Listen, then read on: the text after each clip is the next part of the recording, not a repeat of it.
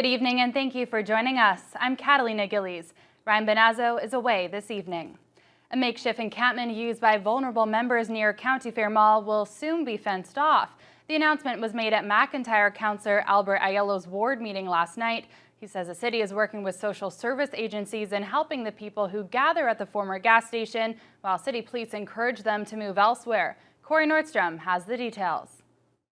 This Friday morning, a fenced enclosure will be constructed around the County Fair Mall's derelict gas station, the site of a local homeless encampment. There was a lot of instances where it really became a health issue, with people urinating and defecating at the height of summer. It was really rampant, actually. Aiello hosted a ward meeting on the issue on Tuesday night and says the enclosure will also keep the individuals safe, moving them out of the busy area. A lot of times, these people are inebriated, they're drunk, or they have certain addictions or mental illnesses.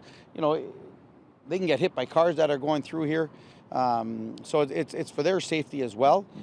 Thunder Bay Police Staff Sergeant Ron Mackey says the issues seen here at the County Fair Mall will persist even after the fence is put up.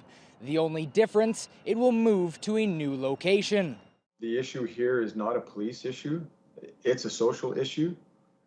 The police are the last resort, and our only role is enforcement, really, and that isn't going to solve this problem. There is no real plan on where these people are being moved to. Lisa Davey is a lead navigator for Matawa's outreach program. To her, this situation is evidence that the city needs more support for mental health and addictions. People will get into the detox, and then there's no transitional housing available to help them stay sober. A lot of the homeless are struggling with mental health and addiction issues. We spoke with one person who regularly spends nights under the gas station canopy. He says this isn't where he wants to be, and he's been going to detox, but they can only stay for 7 days at a time. What do you think about a fence going up here where you say? Always moved to a bush. That's where we came from. That's where you're going to go back to? Yeah. The bush. Corey Nordstrom, TBT News. The district health unit is reporting 2 new COVID-19 cases today. Both come from the Thunder Bay area and are related to travel outside of northwestern Ontario. There are now 5 active cases in the district. That's 1 more than on Tuesday, after 1 case that had been previously reported has now been removed from the Thunder Bay District Health Unit's total following a data quality check. Over in the Northwestern Health Unit, there's 1 new infection today coming from the Rainy River District. There are now 6 active cases across the NWHU. Medical officers of health from around Northern Ontario have decided to go 1 step further than the Ford government when it comes to vaccine rules for children's sports.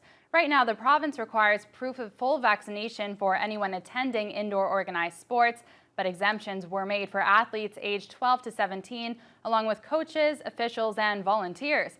Today, the 7 Northern medical officers, including Dr. Janet DeMille and Dr. Kit Young-Hoon, announced that all coaches, officials, and volunteers aged 12 and up must have both doses in order to enter indoor sports facilities. The change will take effect on October 14th.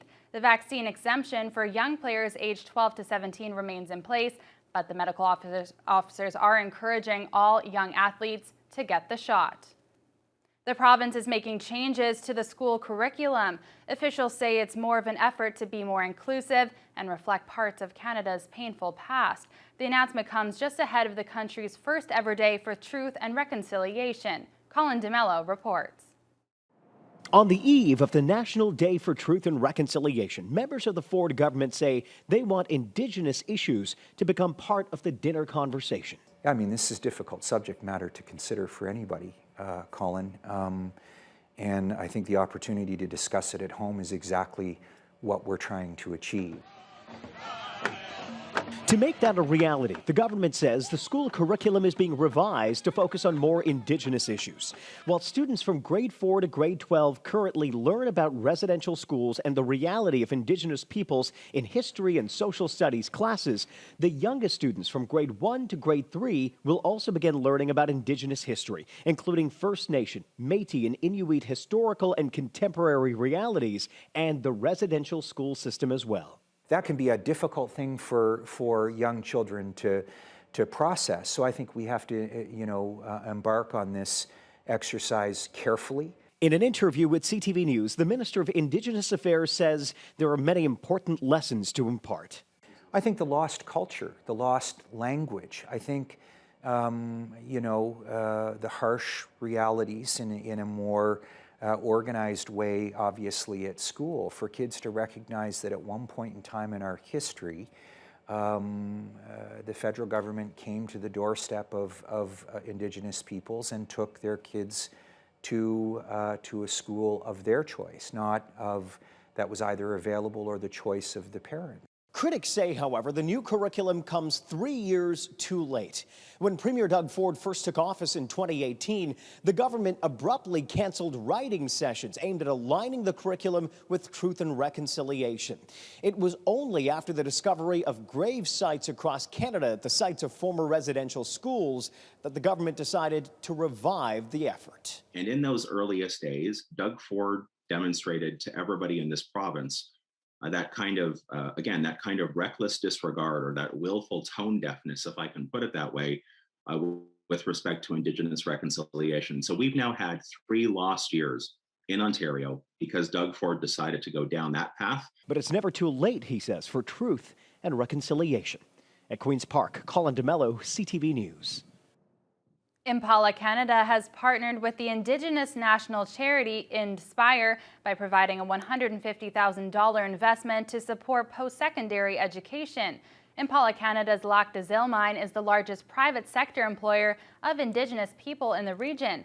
Impala's 3-year partnership with Inspire will fund 10 annual bursaries to Indigenous students in the trades and technology programs, and 5 bursaries awarded to students of any subject who are members of the Fort William, Gull Bay, or White Sand First Nations or the Métis Nations. The funding will also support Inspire's youth mentorship programming, their youth empowerment programming, and support Indigenous educators. We sincerely hope that through this partnership, we can help to strengthen Indigenous youth identity and to increase economic stability and prosperity for their home communities. Through your support of our programs and initiatives, Rivers to Success, Soaring, Awards, National Gatherings, you're not only helping create a brighter future for Indigenous students, you're ensuring that this future will have a positive ripple effect on Canada as a whole. We continue to work together, we will continue to grow together, and we'll continue to be successful together. Today is just another great announcement and a stepping in that direction. On behalf of my council, my community, I say welcome to the beautiful land of Fort William. As the temperatures get set to drop, Grace Place is about to begin offering an overnight program in the city's South Core starting this Friday night. Since 2008, Grace Place's goal has been to ease the burden and help make transitions from homelessness to independent living easier. The Simpson Street facility has around 1,900 stays annually. The launch of overnight stays will see 15 beds set up and 3 compassion mats if they're over capacity. They're also providing a safe place to wash clothes, take a shower, and get food throughout the day. The new program starting Friday will run from 9 p.m. to 8 in the morning, 7 days a week until March 31st. Pastor Gary Maximchuk says this program is very important to keep the community safe, especially during the cold winters. Consistency of the process here at Grace Place or through the overnight programs is very, very important because, that leads to that safety. It brings peace to the people and to our clients, and it brings the best out in them.